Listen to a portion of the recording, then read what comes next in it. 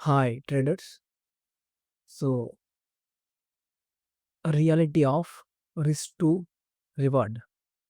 So చాలా మందికి ఒక అపోహ, ఐ మీన్ ఒక రకమైన ఇది ఉంటదన్నమాట. ఐ మీన్ నాకు 1:5 ఆర్ఆర్, 6 ఆర్ఆర్, 10 ఆర్ఆర్ కావాలి అని.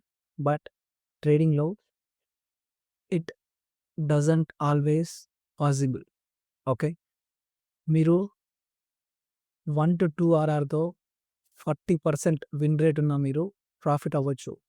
మీకు 1-5, 1-6, 1-4 ఆర్ఆర్ తీసుకోవాలి అంటే చాలా ఖచ్చితమైన అంటే వెల్ ప్లాన్డ్ ఏ ప్లస్ సెటప్స్ ఉండాలి. ఓకే. ఎందుకంటే ప్రైస్ మీకు 1-4 ఆర్ఆర్ ఇవ్వాలి అంటే అది మీ సైడ్‌లో చాలా మట్టుకు మూవ్ అవ్వాలన్నమాట. ఎక్స్‌పాన్షన్స్ ఇవ్వాలి.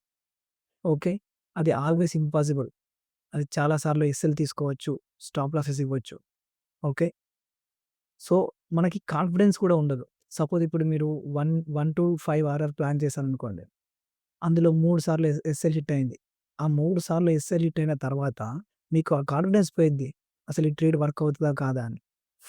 Fourth time or fifth time win అయినా గాని మనకంత ఐ మీన్ మన మెంటల్ కెపాసిటీ అనేది చాలా వేస్ట్ అవుతది. సో, అది ఒక అపోహ అంతే. ఓకే. 1-1 ఆర్ఆర్, 1-2 ఆర్ఆర్ ట్రేడ్ చేసి కూడా చాలా మట్టుకు ప్రాఫిటబుల్‌లో ఉన్నవాళ్ళు చాలా మందున్నారు. ఓకే.